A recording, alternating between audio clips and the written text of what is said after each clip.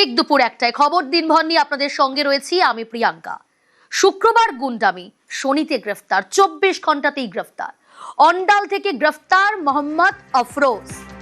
ধর্মতলায় সাংবাদিকদের উপর গুন্ডামিতে অ্যাকশন পুলিশের।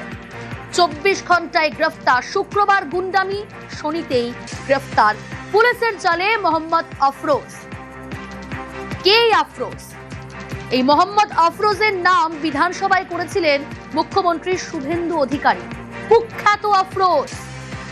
আরো ডিটেল জানার চেষ্টা করব, আরো আপডেট নেওয়ার চেষ্টা করব যে আর কারা কারা এখনো পর্যন্ত মোট কতজন গ্রেফতার, কতজন পুলিশের জালে। কুখ্যাত আফরোজ অন্ডাল থেকে গ্রেফতার করা হয়েছে, তাকে গ্রেফতার করেছে পুলিশ।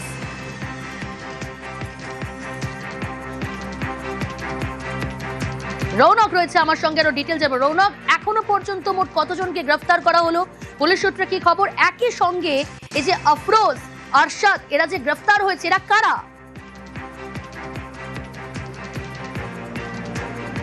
দেখো, এখন পর্যন্ত যেটা জানা যাচ্ছে 14 জনকে এই সাংবাদিক নিগ্রহ ভাঙচুরের ঘটনায় গ্রেফতার করা হয়েছে। এর মধ্যে অন্যতম মোহাম্মদ আফরোজ। এই মোহাম্মদ আফরোজের একটি সূত্র জানা যাচ্ছে যে এই আফরোজের সোশ্যাল মিডিয়া প্রোফাইলে দেখা যাচ্ছে যে তিনি মেটিয়াবুরুজের যিনি বিধায়ক এবং অভিষেক বন্দ্যোপাধ্যায়ের সঙ্গে তার একাধিক ছবি রয়েছে। এবং শুধু তাই নয়, আমরা জানতে পারছি যে এই মোহাম্মদ আফরোজ মোহাম্মদ আজাদকে সঙ্গে নিয়ে প্রায় 10 থেকে 20 জনের একটি গ্রুপ করে তারা এই আন্দোলনে এসেছিল এবং এসে তাদের উদ্দেশ্যই ছিল ভাঙচুর করা বা এরম ধরনভাবে পুলিশকে মারধর করা বা সাংবাদিকদের নিগ্রহ করা। এরম একাধিক ফুটেজ কিন্তু পুলিশ ইতিমধ্যে পেয়েছে, সেগুলোকে এক্সামিন করা হচ্ছে। এবং তারপরে যখন তারা বুঝতে পেরেছে তারা পুলিশের জালে আসতে পারে, সেই কারণেই মোহাম্মদ আজাদ এবং মোহাম্মদ আফরোজ তারা শহর ছেড়ে পালিয়ে যাচ্ছিল। তাদেরকে দুর্গাপুর এক্সপ্রেস থেকে গ্রেফতার করে পুলিশ। এবং যেটা জানা যাচ্ছে এই মোহাম্মদ আফরোজ সে মেটিয়াবুরুজের বাসিন্দা, সেখানে এরকম তার একটি গ্যাং ছিল প্রায় 20 থেকে 30 জনের। তার যে সোশ্যাল মিডিয়া প্ল্যাটফর্ম তা দেখলে কার্যত অবাক হওয়ার মতো গ্যাংস্টার নিজেকে দাবি করতো সে। এবং সেখানেই রয়েছে মেটিয়াবুরুজের যিনি বিধায়ক খালেক মোল্লা, তার সঙ্গে একাধিক ছবি। যদিও বা এখন সেই বিধায়ক তার অস্বীকার করছে, তিনি বলছে তিনি কোনোভাবেই আফরোজকে চেনেন না। আফরোজ একজন দুষ্কৃতী। সে দুষ্কৃতী তো বটেই, কারণ একজন নিট পরীক্ষার্থীদের নিট আন্দোলনে তিনি এসেছেন, যার পড়াশোনার সঙ্গে কিন্তু কোনো সম্পর্ক নেই। প্রায় 30 বছর ঊর্ধ্ব সে। এবং একটা জটলা অর্থাৎ 20 থেকে 30 জনের একটা গ্রুপ নিয়ে এখানে ধর্মতলা চত্বরেরা এসেছিল। এর সঙ্গে মোহাম্মদ আজাদ যুক্ত ছিল এবং এই মোহাম্মদ আফরোজ আজাদের সঙ্গে আরো বেশ কয়েকজন ছিল, যারা কিন্তু তাদের উদ্দেশ্য অন্য কিছু ছিল। সেক্ষেত্রে তারা এই জমায়েতে এসে তাদের মোটিভ কি ছিল, কেন তারা এখানে এসেছিলেন, বা এর পেছনে কোনো রাজনৈতিক দল বা কোনো ব্যক্তিত্ব যোগ রয়েছে কিনা, কোনো বড় মাথা এই ভাঙচুর বা সাংবাদিক নিগ্রহের ঘটনার পেছনে যুক্ত রয়েছে কিনা, গোটা বিষয়টি কিন্তু ইতিমধ্যে পুলিশ খতিয়ে দেখছে। এবং আজই এই 14 জন অভিযুক্তকে আদালতে তোলা হবে। পুলিশ নিজেদের হেফাজতে চাওয়ার জন্য আদালতেও আবেদন করবে।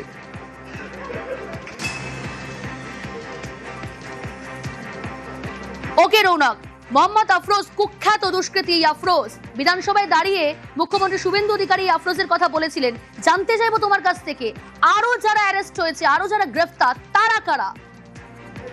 তাদের কি রাজনৈতিক পরিচয়?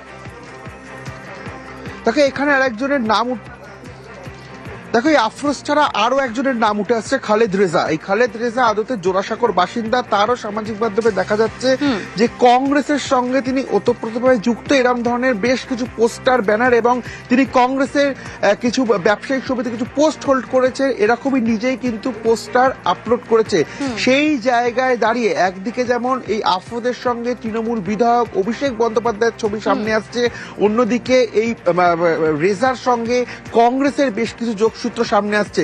তো পুলিশের যারা আধিকারিক তারা কিন্তু এটা খতিয়ে দেখছে যে এই যে ভাঙচুর বা সাংবাদিক নিগ্রহের ঘটনার পেছনে যাদেরকে গ্রেফতার করা হয়েছে তাদের সঙ্গে আদতে কোনো রাজনৈতিক দলের যোগাযোগ ছিল কিনা বা কোনো রাজনৈতিক দলের এই ঘটনার পেছনে কোনো ভূমিকা আছে কিনা।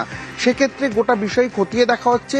এবং যাদেরকে এখনো পর্যন্ত গ্রেফতার করা হয়েছে তাদের মধ্যে কেউই কিন্তু এখনো পর্যন্ত পড়াশোনার সঙ্গে যুক্ত নয়। কারণ বেশিরভাগ প্রায় 80% যাদেরকে গ্রেফতার করছে তার মধ্যে 30 থেকে 40 বছর। তারা জানেও না তারা কি করতে আন্দোলন করতে এসেছিল। সেই জায়গায় দাঁড়িয়ে তাদের মোটিভ কি ছিল, ভাঙচুর করা এবং পুলিশকে মারধর করা বা সাংবাদিকদেরকে মারধর করা, এর পেছনে কাদের মদত রয়েছে এই বিষয়টি কিন্তু ইতিমধ্যে পুলিশ জানতে চাইছে। এই কারণেই তাদেরকে আজ নিজেদের হেফাজতে চাওয়ার জন্য আদালতে আবেদন করা হবে পুলিশের তরফ থেকে। ওকে, ধৃত মোহাম্মদ আফরোজ, এই আফরোজের সঙ্গে মেটিয়াবুরুজের তৃণমূল বিধায়ক আব্দুল খালেক মোল্লার ছবি দেখাবো আপনাদের। কিন্তু এই খালেক মোল্লা তিনি কি বলছেন একবার শুনুন।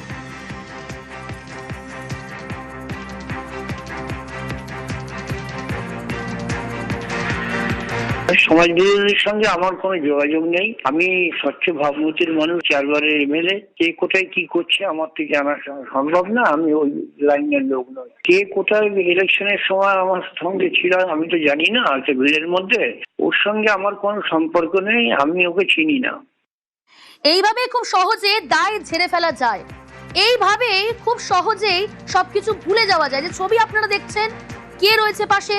কুখ্যাত আফরোজ, যে আফরোজ সাংবাদিকদের মারধর, সাংবাদিক নিগ্রহের অন্যতম অভিযুক্ত এই মোহাম্মদ আফরোজ, যার নাম বিধানসভায় দাঁড়িয়ে প্রথম যে অভিযুক্তদের তালিকা এসেছিলেন, যে অভিযুক্ত তালিকা বলেছিলেন মুখ্যমন্ত্রী, তার প্রথম নাম ছিল মোহাম্মদ আফরোজ, যাকে অন্ডাল থেকে গ্রেফতার করা হয়েছে।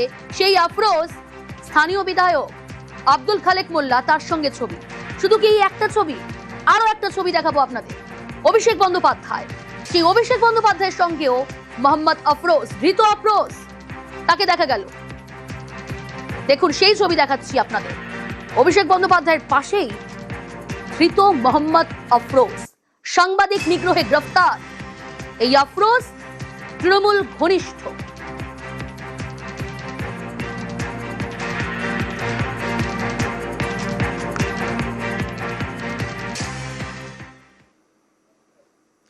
তৃণমূল জামাতিদের পার্টি, জামাতিদের সঙ্গে তৃণমূলের যোগ স্বাভাবিক, ছবিগুলো তো দেখালাম তেমনটাই। গুন্ডা দমন আইনে সাজা হবে, কড়া হুঁশিয়ারি মুখ্যমন্ত্রী শুভেন্দু অধিকারী।